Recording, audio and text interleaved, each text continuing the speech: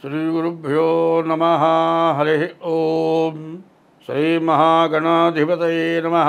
श्रीमहासरस्वत्यै नमः। श्रीगुरुभ्यो नमः। हरिः ओम।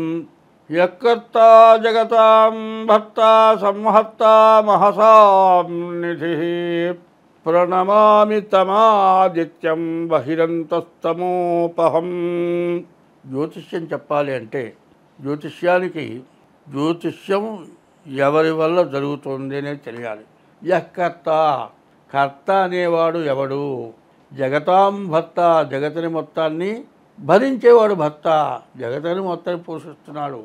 యఃకర్త జగతాం భర్త, సంహర్త అందరినీ సంరక్షించేవాడు సంహర్త, మహసాం నిధి ప్రపంచం మొత్తానికి అవసరమైనవన్నీ కూడా ఇచ్చి దాచి మనం గనక ఒక నెలకో సంవత్సరానికో బియ్యము పప్పు ఉప్పు చింతపండు అన్నిట్లా చేకూర్చి పెట్టుకుంటామో ఈ ప్రపంచమందు ఉన్నటువంటి జీవరాశులు 84 లక్షల జీవరాశులు ఉన్నాయి.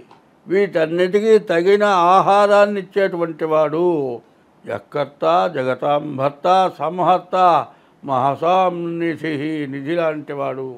ప్రణమామి తమాదిత్యం, నమస్కారం చేస్తున్నా నేను ఈ జ్యోతిష్యం చెప్పడానికి నాకు ఆ వాక్కునివ్వమని ఆయన్ని ప్రార్థించి ఇప్పుడు 2025 సంవత్సరం మే నెల 9వ రాశి ధనస్సు రాశి. ఈ ధనస్సు రాశికి శని అర్ధాష్టమ శని, ప్రాణకంటకుడు. శని వల్ల చాలా ఇబ్బందులు ఉన్నాయి. వీళ్ళకి వ్యాపారం బాగా సాగుతుంది. గురువు బాగున్నాడు. విద్యావంతులకి విద్య బాగా వస్తుంది. ఉద్యోగం చేసేవాళ్ళకి ఉద్యోగం బాగా ఉంటుంది. ఉద్యోగం ప్రమోషన్లు వస్తాయి. విదేశాలకు వెళ్ళటానికి అవకాశం ఉంది. మీకు ఎప్పుడో మీ తల్లిదండ్రుల దగ్గర కానీ మీ దగ్గర కానీ అప్పుగా తీసుకొని డబ్బులు ఇవ్వక బాధ పెట్టేటువంటి వాళ్ళు ఉంటారు. వాళ్ళ దగ్గర రావు అనుకున్న నిరాశపడ్డ డబ్బులు నీకు వచ్చే టైం దగ్గరికి వచ్చింది. రావని ఆశలుకున్న డబ్బులు వస్తాయి. నీ భార్యాభర్త ఇద్దరు కూడా సుఖంగా ఉంటారు. వివాహం కాకపోతే వివాహం జరుగుతుంది. వివాహం అయిన తర్వాత అయినా సరే ఇప్పుడు ప్రత్యేకించి ఒక్క విషయం మాత్రం చెబుతున్నాను. యుక్త వయస్సు వచ్చిందా కానీ తల్లిదండ్రులు యుక్త వయస్సు వచ్చిన తర్వాత పెళ్ళి అయిన తర్వాత పెళ్ళాం అవసరం.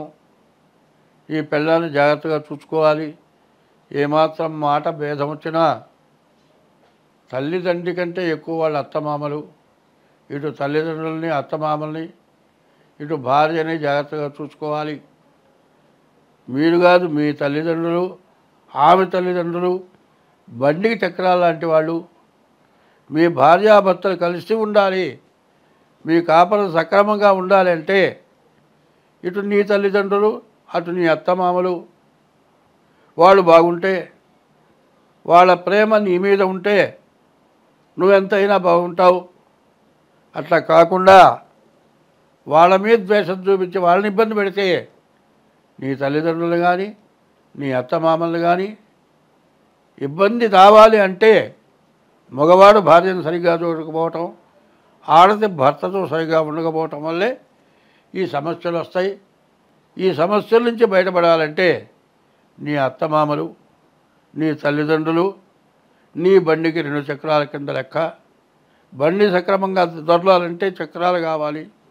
ఆ చక్రాలు సక్రమంగా ఉంటే వాళ్ళు బాగుంటే ఈ భార్యాభర్త నీ పిల్లలు మీరు సుఖంగా ఉంటారు. అట్లా ఉండాలి అనుకుంటే అర్ధాష్టమ శని కాబట్టి ప్రాణకంటకుడు. ఈ టైములో ఏం జరుగుతుందో చెప్పలేము. జరగనాని పనులు జరుగుతాయి. నిన్ననే ఒక ఆమె 3 పిల్లలకి విషం పెట్టి తను కూడా చావటానికి విషం తీసుకుంది. చివరికి వచ్చేప్పటి తను బతికింది, జైలు పాలైంది.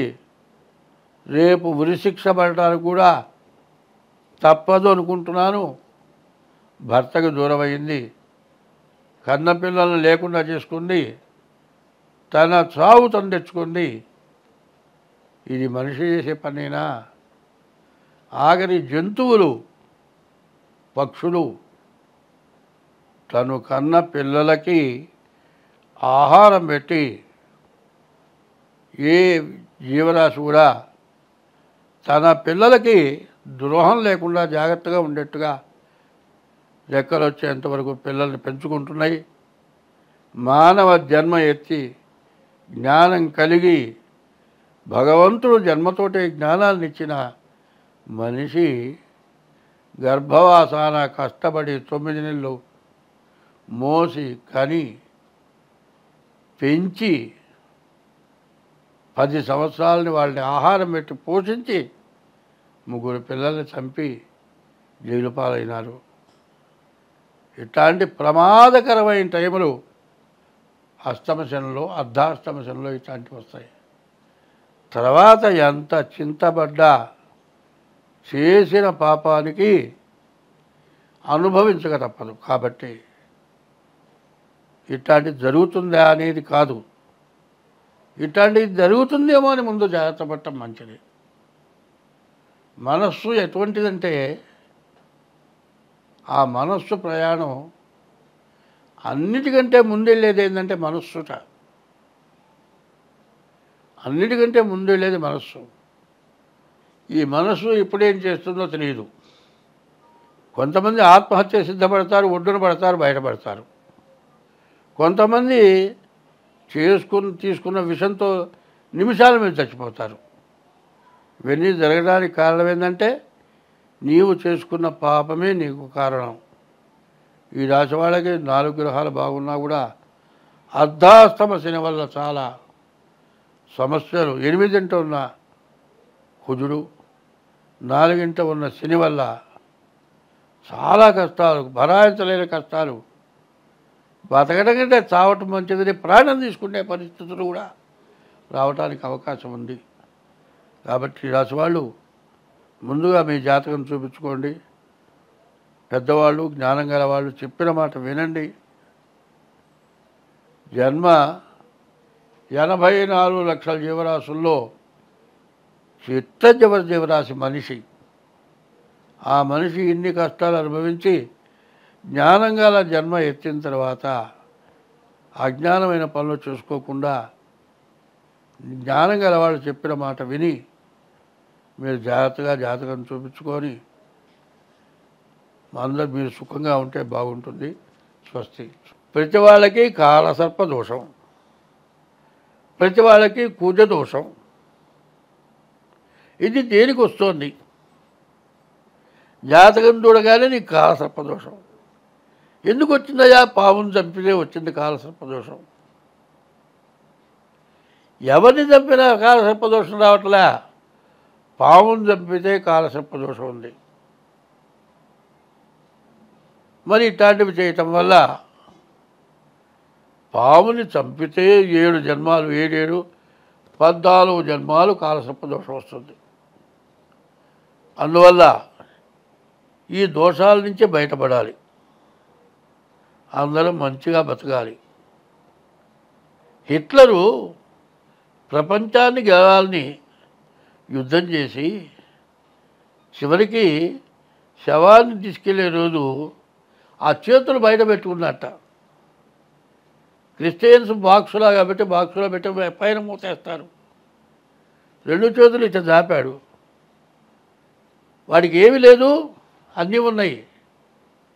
ఉన్నదేంటే పాపం, పుణ్యం లేదు. నీ పుణ్యమైన ధారము ఏమని చేయి చాపాడు.